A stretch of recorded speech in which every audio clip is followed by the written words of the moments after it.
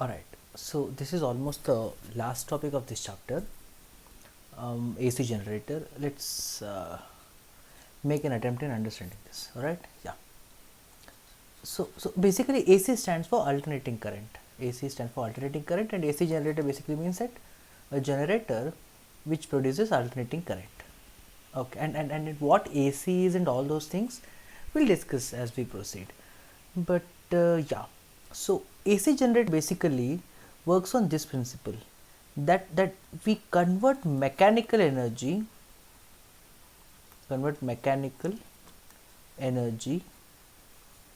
into electric energy. Basically, that's what we do. Convert mechanical energy into electric energy. This is, in fact, if you at the end of this discussion, you will understand that what is happening here is exactly reverse of what happened when you were studying torque on a current carrying loop. Torque on a current loop placed between bar magnets.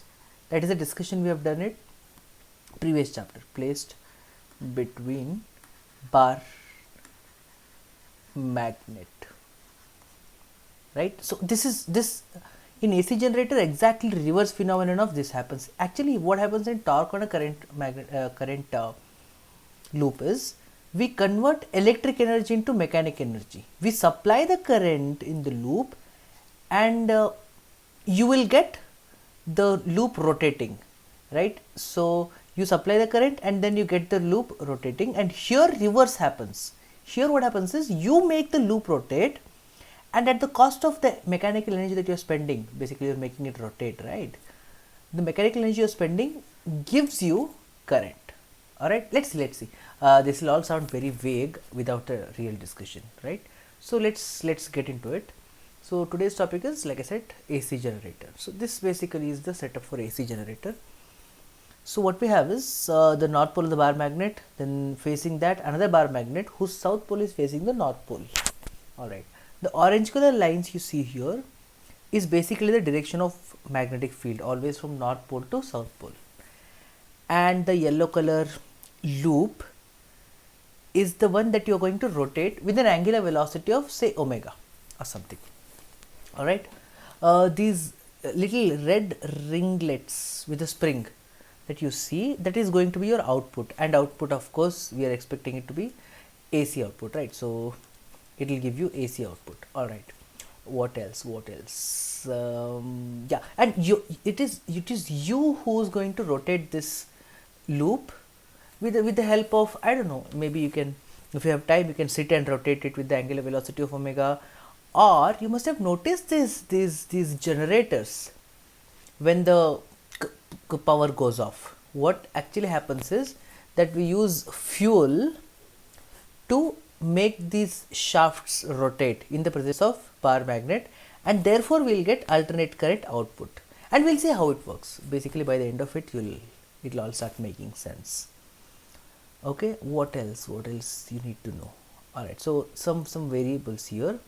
Let's say the bar magnet you have has a magnetic field. So magnetic field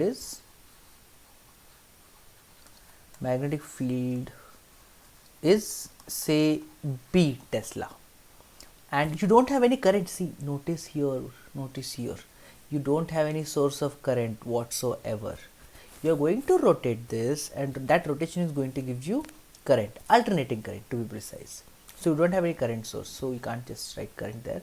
What else? Angular velocity, of course, is omega, so I'll just mention that. Angular velocity with which you are going to rotate it about this axis, the blue color is the axis of the rotation. Alright, so angular velocity with which you are going to rotate it is going to be omega. What else? Number of turns. Actually, it looks like a single turn. Here you only see one rectangular loop, right? Due to difficulty of drawing, I have not shown it, but it has n number of turns actually. So it's not like there is just one rectangular wire, it's like a bunch of rectangular wire. So how many such rectangular wires you have, one after the other? n. So totally n number of turns you have. Area of the loop, you see, area of the loop is A. Alright, area of the loop is A, and that is pretty much all you need to know. Magnetic field is B, angular velocity omega, area of the loop is so much, and yeah, number of turns is so much. Alright, so how it works? How it works is, what happens is, see, right now the orientation is something like this. As it starts rotating, the orientation is going to change. Maybe a while later, don't worry about the table and all, just focus on the diagram. Right now the position looks like this in the given diagram, the main diagram, position looks like this. Maybe if I start rotating it about this axis, if I rotate it about this axis, if I rotate it about this axis, maybe a while later it may look like this, it may orient itself like this, and if I keep on rotating, it's going to change the orientation. So what will happen is, at one instance, look at this situation for example, the red lines are again magnetic field lines here. Look at this situation for example, how much is the magnetic flux through the loop right now? If you notice carefully, the flux is 0.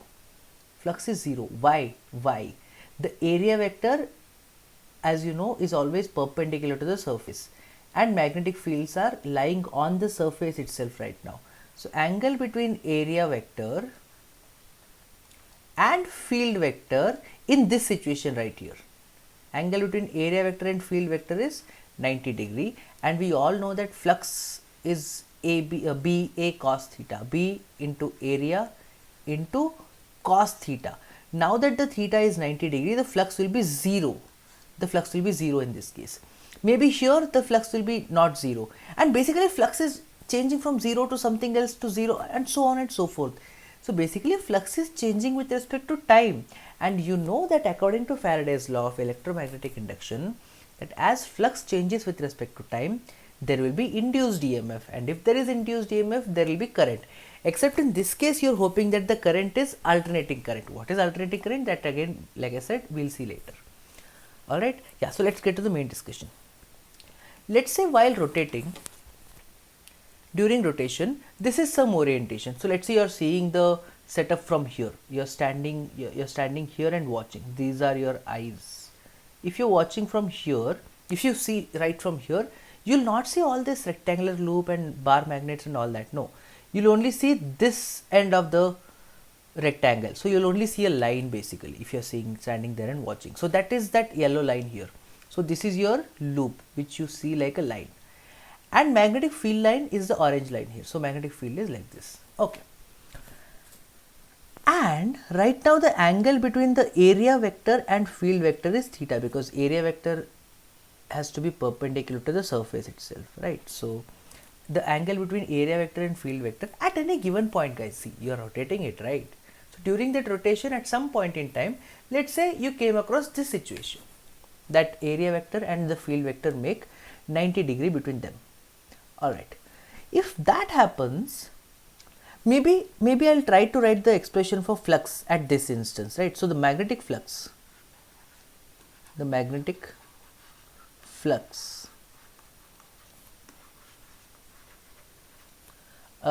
this instance is, I'll write the expression flux first. What is the expression for flux? Magnetic flux is basically area multiplied by magnetic field, right? So magnetic flux is B into, how much is area? Yeah, area is simply A. So B A cos theta, this is going to be your flux. But one thing you notice here, that the number of turns are n. So total flux will be n times this, in fact. So total flux is NBA cos theta. Alright. But I think I'm rotating it with an angular velocity of omega, right? So, and you know that if you're rotating with the uniform angular velocity, you can always write angular displacement theta as omega into t, right? So we go ahead and write it like, since theta can basically be written as omega into t. I'll just replace that with this, right? So flux, and remember this is all this while this is always magnetic flux. So let's not bother writing phi subscript b. So it's understood that it's magnetic flux. Anyway, so flux phi is n b a cos omega t. All right, all right. So this is magnetic flux. Now what? We want to get an expression for EMF. So let's try that. How do we get EMF? According to Faraday's law, if I'm going to use Faraday's law. So according to Faraday's law of EMI,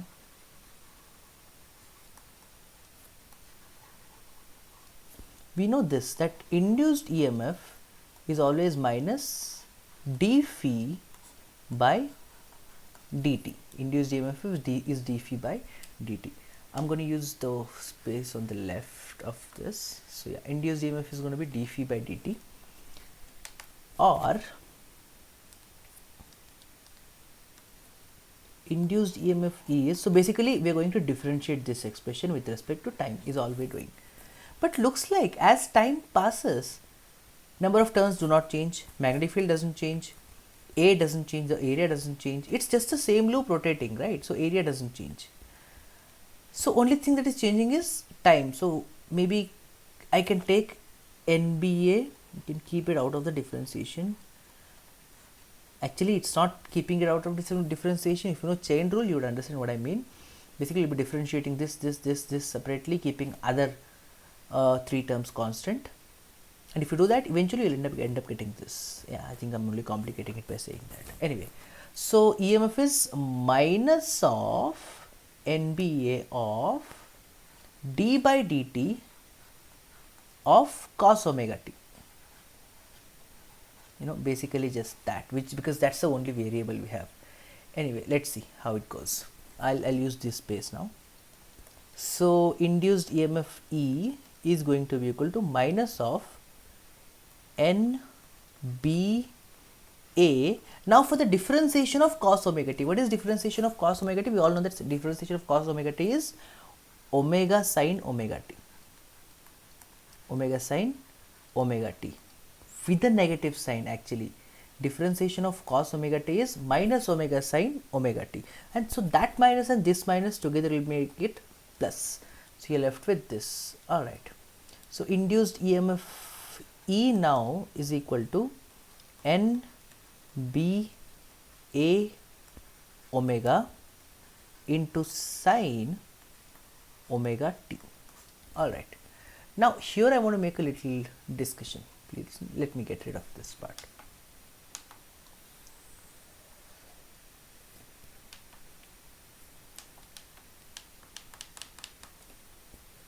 Yeah, great. So induced EMF, I'm getting it as NBA omega sine omega t. Wait a minute.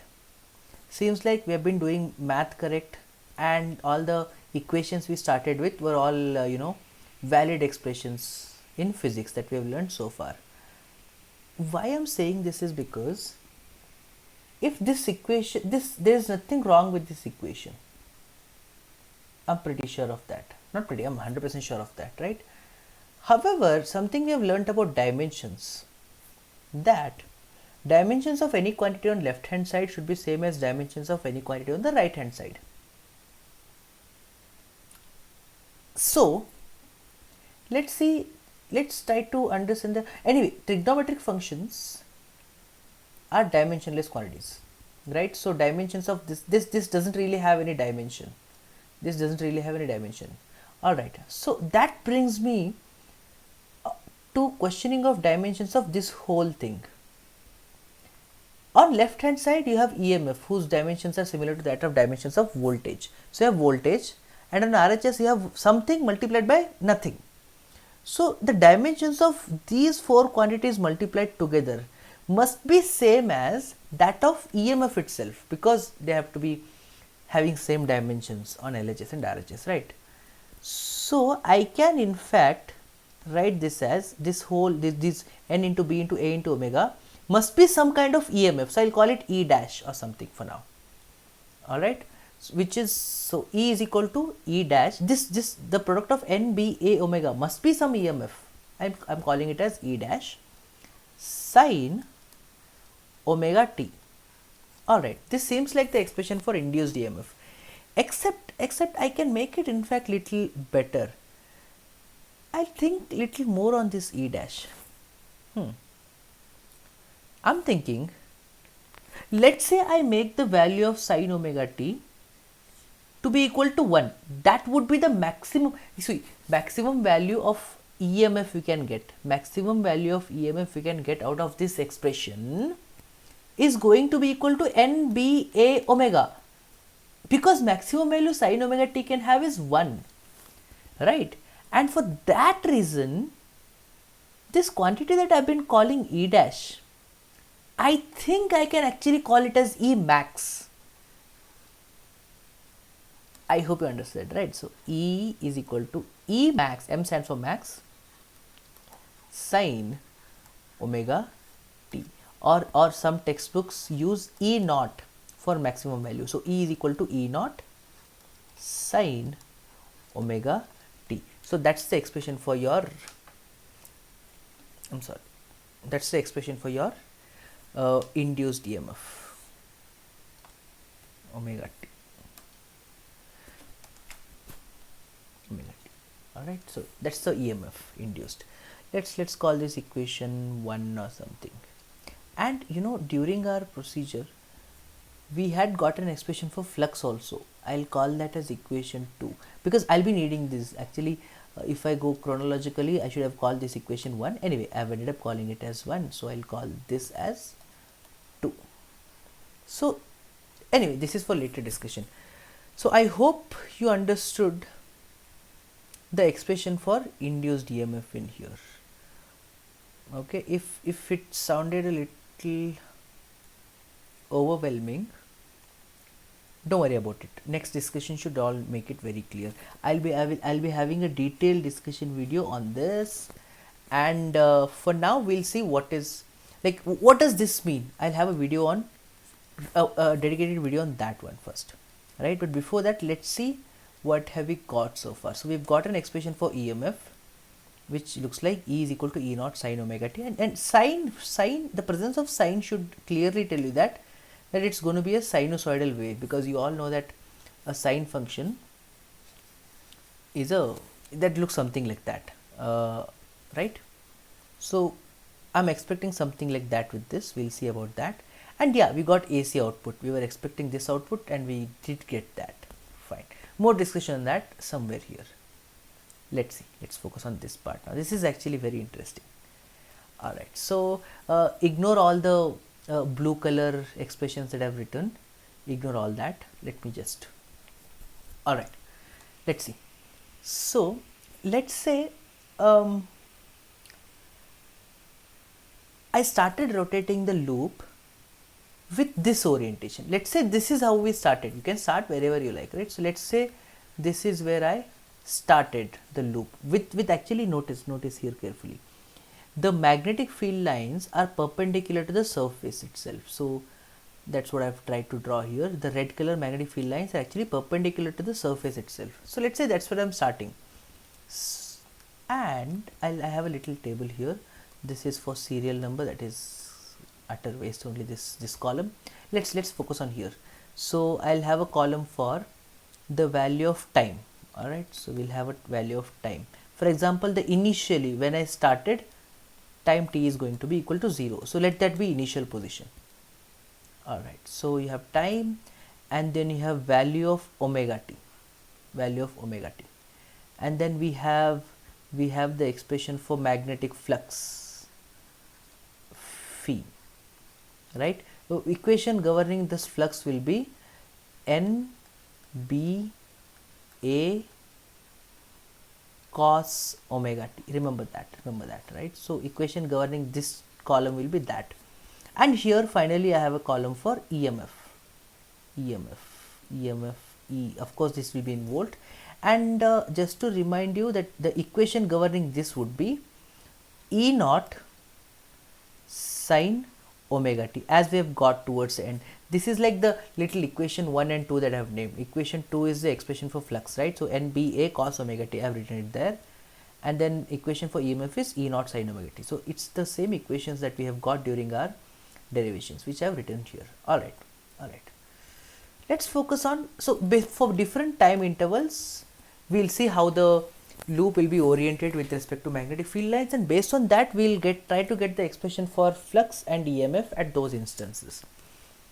Alright, so time t equal to 0, when I started t equal to 0. Alright, in this case the area vector, guys, again, like you know that area vector is always perpendicular to the area itself. So this is the direction of area vector. The white color arrow you see right now is the direction of area vector, and looks like the angle between area vector and the magnetic field vector is 0, meaning omega t is 0. Omega t is 0. Omega t itself is the angle, right? Omega t itself is the angle. So when angle is 0, this right here is going to be maximum. This right here is going to be maximum. So value of, by the way, if at time t equal to 0, omega t also is 0 as suggested there. So omega t is going to be 0. Let it be serial number 1. That is waste only anyway. So time t equal to 0, omega t is 0. At that instance, substitute for omega t as 0. Cos 0 is maximum. So flux will be in fact NBA. Flux will be NBA. This is in fact the maximum flux one can have through the given loop. Alright. At this very instance, what about EMF though? Again substitute the same value of omega t, which is 0. If I substitute 0, sin 0 is 0. So EMF actually at that instance was 0 in fact. Alright, so I've got at least one row. I hope you're getting the idea of what I'm trying to do here, right? Yeah, fine. So forget that.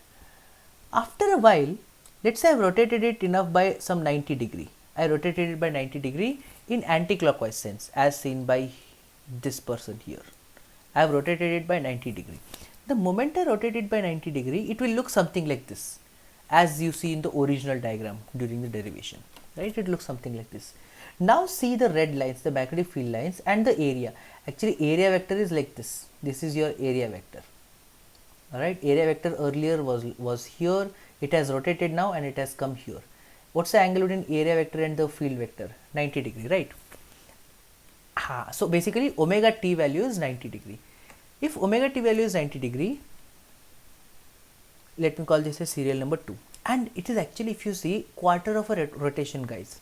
Basically between this and a complete circle, from the beginning to complete circle, there are 4 quarters of such rotation. So by rotating it by 90 degree, you have already rotated it by quarter of its complete loop. So time right now is t by 4, where capital T is total time period. Time required for a complete circle is capital T. Right, so t by 4 is how much you have rotated right now. What's the value of omega t? Pi by 2 or 90 degree. Now substitute omega t as pi by 2 in this case. So flux will be 0, EMF will be maximum because sin 90 is 0. So you will get E naught. Now 3. I think obviously it will be t by 2. T by 2, after rotating it by t by 2, I just write it here now, just t by 2. After rotating it by t by 2, in fact, the area vector will have rotated all the way around, and it will be not like this. The area vector will be in fact like that. I'm trying to make it bolder. This will be the direction of area vector. This right here. Now what's the angle between B and area? 180 degree.